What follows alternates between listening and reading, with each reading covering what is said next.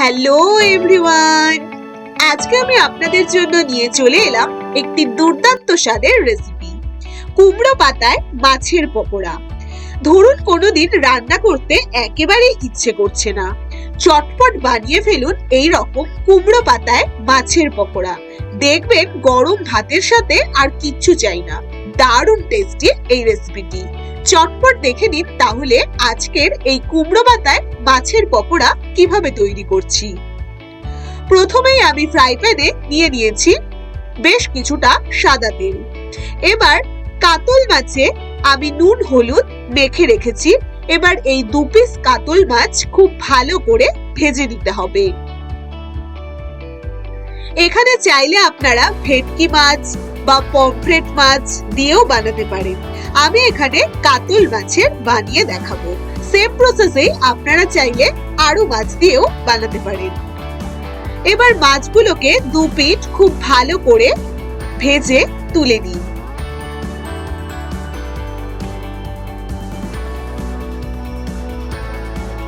ব্যাস দেখুন, দুটো মাছ খুব ভালো মতন ভেজে তুলে নিলাম।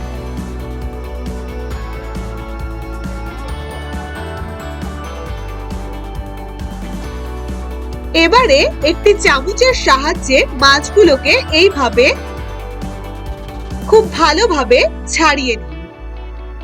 যেহেতু গরম তাই হাত দিয়ে না করে চামচের সাহায্যে এইভাবে ছাড়িয়ে আস্তে আস্তে ভেতর থেকে সব কাঁটাগুলো বের করে দিতে হবে।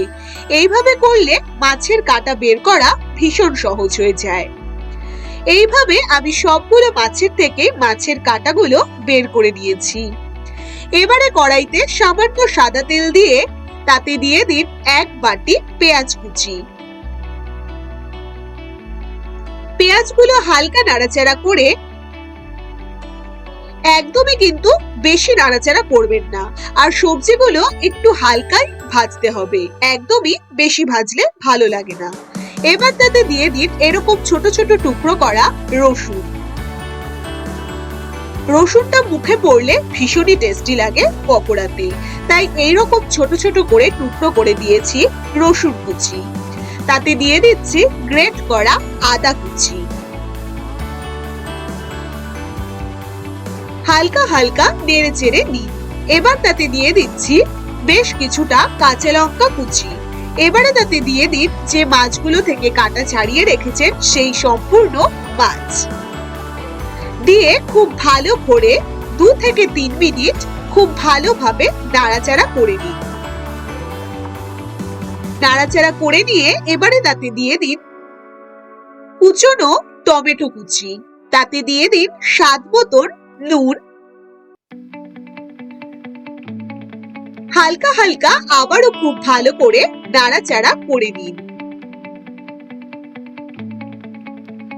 দিয়ে দিচ্ছি হলুদ গুঁড়ো, স্বাদ মতন জিরের গুঁড়ো, স্বাদ মতন লঙ্কা গুঁড়ো দিয়ে খুব ভালো করে মশলাগুলোকে সবজিগুলোর সাথে ভালোভাবে মিশিয়ে নিন। এই মাছের পকোড়া খেতে কিন্তু বন্ধুরা ভীষণ টেস্টি। এবারে যেহেতু একটু ঝরঝরে হয়ে গেছে তাই তাতে খুব সামান্য জল দিয়ে দিন। একটু আঠো আঠো হলে সবজিটি খেতে ভালো লাগে, তাই একটু সামান্য জল দিয়ে তাতে দিয়ে দিন গরম মশলার গুঁড়ো, আর ওপর দিয়ে ছড়িয়ে দিন ধনেপাতা কুচি। আবার খুব ভালো করে সবকিছুকে নাড়াচাড়া করে মিশিয়ে নিন।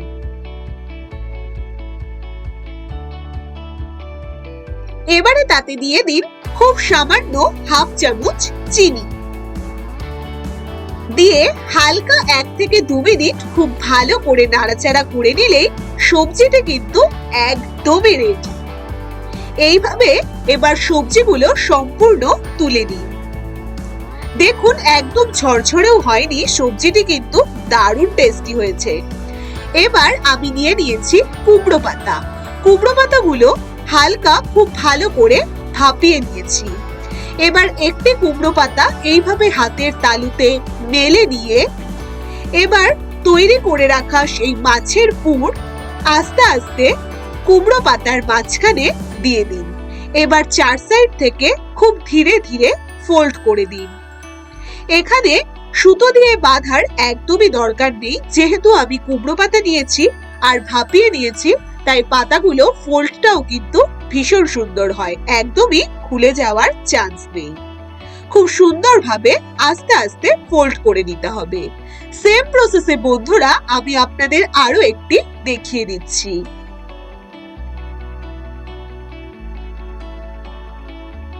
ব্যাস, সেম প্রসেসে আমি প্রত্যেকটি কুমড়ো পাতায় মাছের পকোড়া তৈরি করে নিলাম। এবারে আমি একটি ব্যাটার তৈরি করে নেব।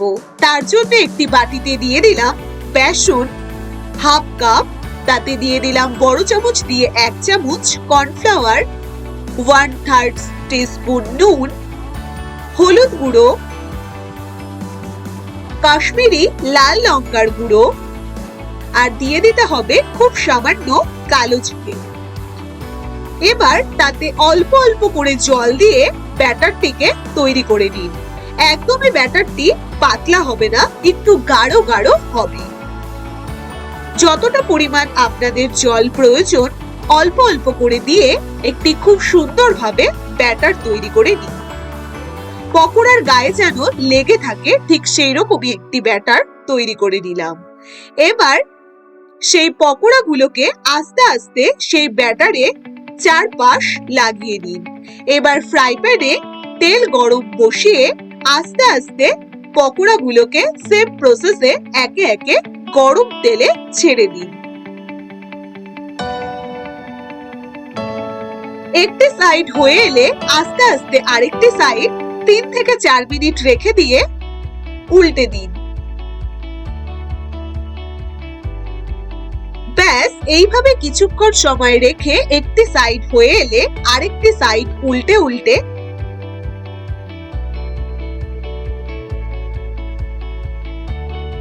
কিছুক্ষণ সময় নিয়ে আস্তে আস্তে দুটো সাইড এইরকম লালচে লালচে কালার করে নিয়ে আর মুচমুচে ভাব চলে এলেই সুন্দরভাবে তুলে নিয়ে পরিবেশন করুন কুমড়ো পাতায় মাছের পকোড়া। বন্ধুরা, এই রেসিপিটা কিন্তু গরম ভাতের সাথে ভীষণ ভালো লাগে।